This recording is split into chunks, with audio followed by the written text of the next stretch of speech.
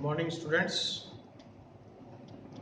In earlier classes we have discussed about the inverse Laplace transformation, the convolution theorem, and evaluate some integrals by using the convolution theorem. Now we will use the Laplace transformation and the inverse Laplace transformation to find the values of some standard integrals. First of all, we have to prove that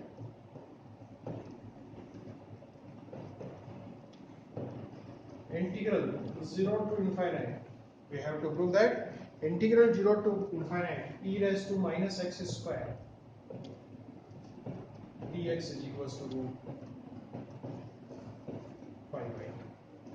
We have to prove that integral 0 to infinite e raised to minus x square dx is equals to root pi by 2. This is one of the most important integrals we have to remember in various type of the transformations and special integrals. The proof of this result or the solution of this problem, we will prove this result by using the Laplace transformation and the inverse Laplace transformation. Now if we consider a function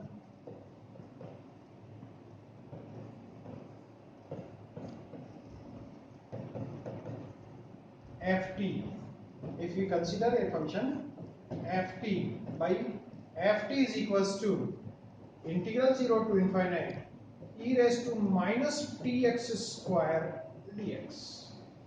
If we consider a function ft which is equals to integral 0 to infinite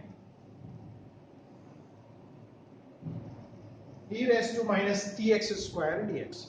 Now if we apply the Laplace transformation on this one, taking Laplace transformation,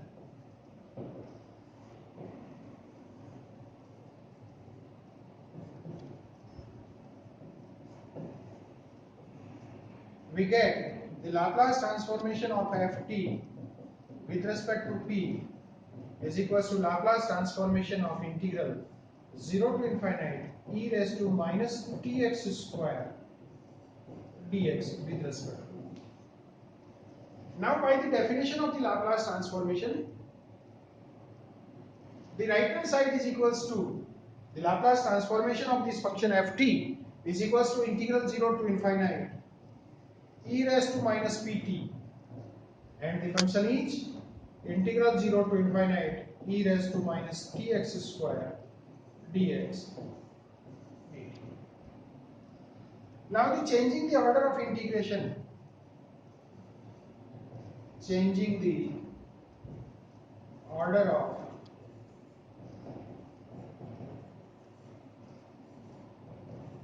integration, we get the Laplace transformation of ft with respect to p is equals to. For here we first integrate this one with respect to x and then with respect to t. Now changing the order of integration, first we integrate with respect to t and then we will integrate with respect to x. So with changing the order of integration, we get it as integral 0 to infinite e raised to minus pt e raised to minus tx square. First integrate with respect to t and then with respect to x. Now the value in the brackets, the value or the integral in the bracket is nothing but the definition of the Laplace transformation or the integral of the Laplace transformation, and this is the Laplace transformation of this function. So we can write it as integral 0 to infinite. This is Laplace transformation of a function which is e raised to minus tx square, e raised to minus tx square with respect to p dx. Now the Laplace transformation of a function which is e raised to minus tx square. Now we know that the Laplace transformation of a function e raised to minus ax or e raised to minus at is equals to 1 upon p plus a. So using the definition of the Laplace transformation, we get it as integral 0 to infinite 1 upon p plus a square. So 1 upon p plus a square, that is 1 upon p plus a, sorry, not a square, 1 upon p plus a. So p plus a is x square, and then integrate with respect to x. Now, so we get the result is as the Laplace transformation of ft with respect to p is equals to integral 0 to infinite 1 upon p plus x square dx. Now integrating the right hand side, we get it as 1 upon root p tan inverse x upon root p, and the limits are from 0 to infinite.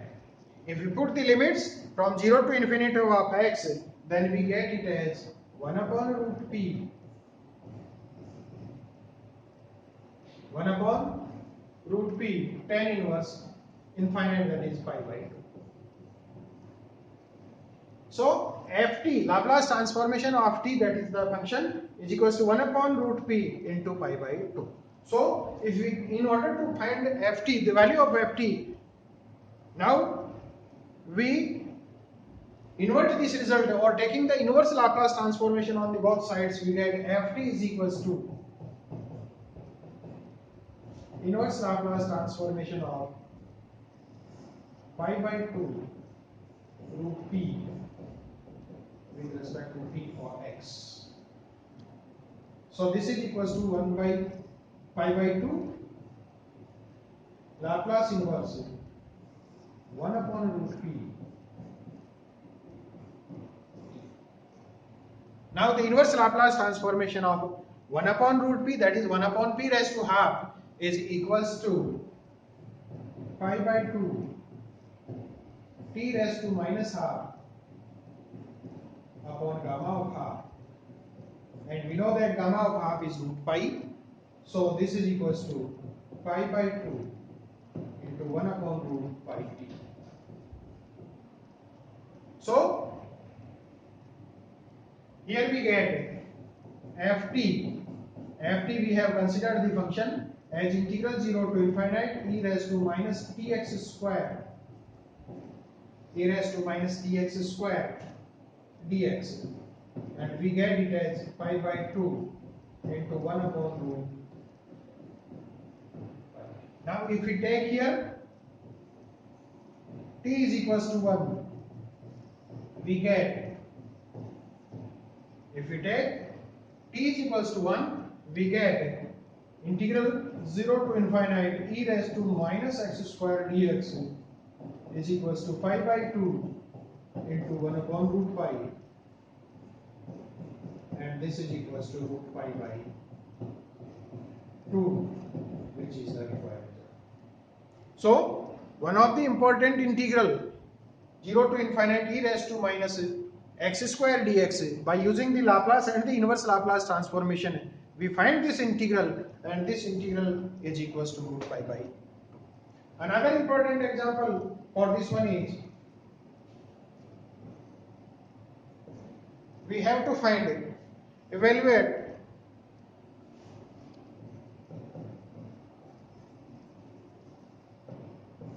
integral 0 to infinite, evaluate integral 0 to infinite 0 to x, sorry, evaluate integral 0 to infinite sin x upon x, 0 to infinite sin x upon x dx. We have to calculate the value of the integral 0 to infinite sin x upon x. Proceeding in the same way, if we consider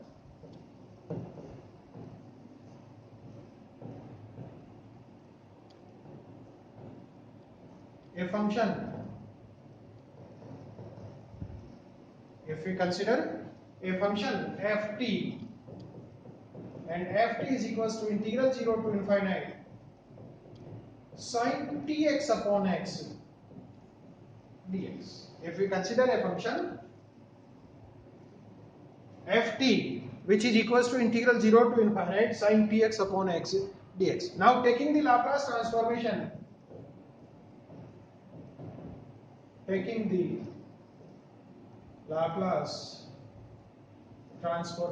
transform, we get the Laplace transform of ft with respect to t is equals to Laplace transform of the integral 0 to infinity sin tx upon x dx with respect to t. Now by using the definition of the Laplace transformation on the right hand side, we get it as integral 0 to infinity e raised to minus pt, and the Laplace transformation of the function 0 to infinity sin tx upon x dx dt. Here we first integrate with respect to x and then with respect to t. Now if we change the order of integration, changing the order of integration,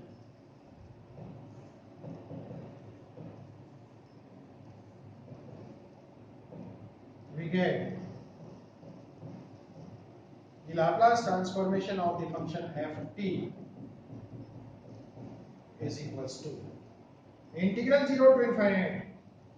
Now changing the order of integration, we first integrate with respect to t and then with respect to x. So we get it as 1 upon x integral 0 to infinity sin tx e raised to minus pt dt dx. Now here, after changing the order of integration, first we have to integrate with respect to t and then with respect to x. Now the integral in the brackets, we see that this is nothing but the Laplace formula of the Laplace transformation of a function which is sin tx. So writing this one as integral 0 to infinity 1 upon x, this is the Laplace transformation of a function sin tx with respect to t dx.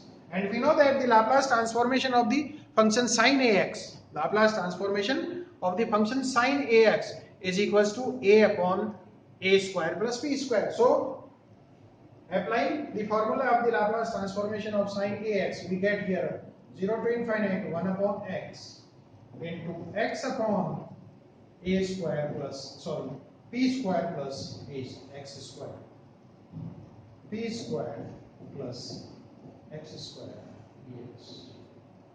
So we get it as integral 0 to infinity 1 upon p square plus x square dx.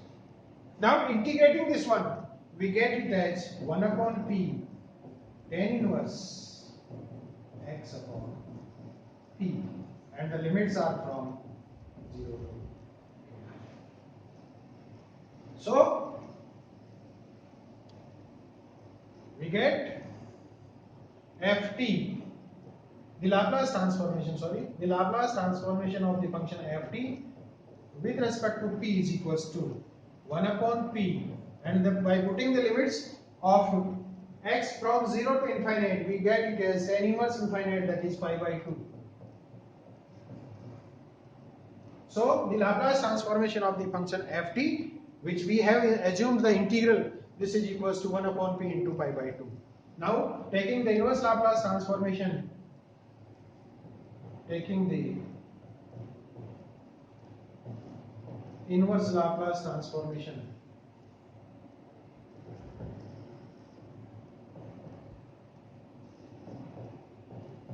we get ft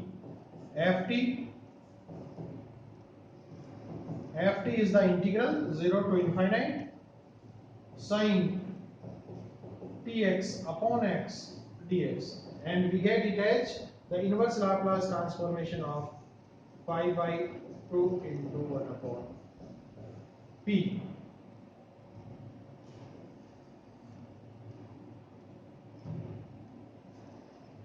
With respect to x. So we get it as integral 0 to infinite sin tx upon x dx inverse Laplace transformation of this one, that is pi by 2, inverse Laplace transformation of 1 upon p with respect to x.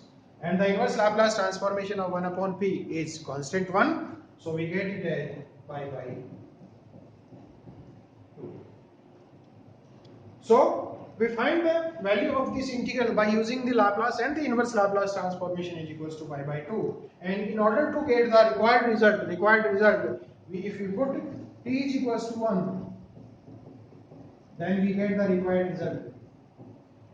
Integral 0 to infinite sin x upon x dx is equals to pi by 2, which is the required result. So here we use the Laplace and the inverse Laplace transformation to find some special type of integrals. Thank you very much.